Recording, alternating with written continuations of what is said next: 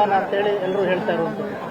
ಈಗ ಈ ವಿಚಾರದಲ್ಲಿ ನಮ್ಮ ನಾಯಕರುಗಳು ಏನು ತೀರ್ಮಾನ ತಗೋತಾರೋ ಆ ವಿಚಾರದಲ್ಲಿ ಸಾಕಷ್ಟು ಅವಕಾಶಗಳು ಬೇರೆ ಬೇರೆ ರೂಪದಲ್ಲಿರೋದ್ರಿಂದ ಅವರ ತೀರ್ಮಾನ ಬೇರೆ ಏನೋ ಇರ್ತದೆ. ಅಹಿಂದ ಸರ್ಕಾರನ ಸರ್ ನಿಮ್ದು, ಅಹಿಂದ ಕ್ಯಾಬಿನೆಟ್ ಅಲ್ಲಿ ಕಾಂಗ್ರೆಸ್ ಅಹಿಂದ, ಕಾಂಗ್ರೆಸ್ ಅಂದ್ರೆ ಅಹಿಂದ ಎಲ್ಲ ವರ್ಗದ ಜನರನ್ನ, ಎಲ್ಲ ಬಡವರನ್ನ, ಅವ್ರನ್ನ ಮುಂದೆ ತೆಗೆದುಕೊಂಡೋಗಿ ದೇಶವನ್ನು ಸುಭದ್ರವಾಗಿ ಕಟ್ಟತಕ್ಕಂಥ ಕೆಲಸವನ್ನ ಸ್ವಾತಂತ್ರ್ಯ ಸಂದರ್ಭದಲ್ಲೂ ಮಾಡಿದೆ, ಸ್ವಾತಂತ್ರ್ಯ ನಂತರನೂ ಮಾಡಿದೆ, ಈಗಲೂ ಮಾಡ್ತದೆ.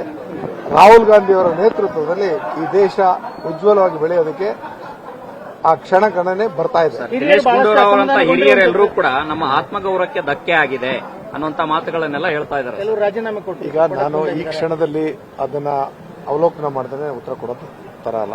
ವಿಷಯನ ತಿಳ್ಕೊಂಡು ನನ್ನ ಮಾತು, ಯಾಕಂದ್ರೆ ನಾನು ಈ ರಾಜಭವನಕ್ಕೆ ಹೋಗಿ ಬಂದಿರೋದ್ರಿಂದ ಈ ಎಲ್ಲ ವಿಚಾರಗಳು ನನಗೆ ಅರಿವಿಲ್ಲದೆ ಇರತಕ್ಕಂಥದ್ದು.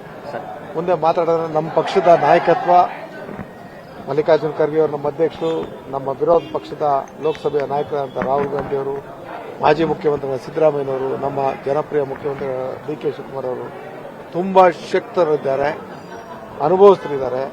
ಪಕ್ಷವನ್ನ ಮತ್ತು ಸರ್ಕಾರವನ್ನ ಸದೃಢವಾಗಿ ಯಶವಂತರೇಗೌಡ ರಾಜೀನಾಮೆ ಕೊಟ್ಟಿದ್ದಾರೆ. ಇನ್ನು ಹಿರಿಯರು ಬಹಳಷ್ಟು ಮಂದಿ ಅಸಮಾಧಾನ ರಾಜೀನಾಮೆ ಕೊಡ್ತೀವಿ ಅಂತ ಇವೆಲ್ಲ ಈಗ ನನಗೆ ಇನ್ನೂ ನಿಮ್ಮಿಂದ ಕೇಳ್ಪಡ್ತಾ ಇರೋದು. ನಾನು ಸಡನ್ ಆಗಿ ನಾನು ರಿಯಾಕ್ಟ್ ಮಾಡೋದು ಸರಿ. ನಿಮ್ಮ ತಲೆಯಲ್ಲಿ ಯಾವೆಲ್ಲ ಕಾರ್ಯಯೋಜನೆಗಳಿದಾವೆ ಸರ್?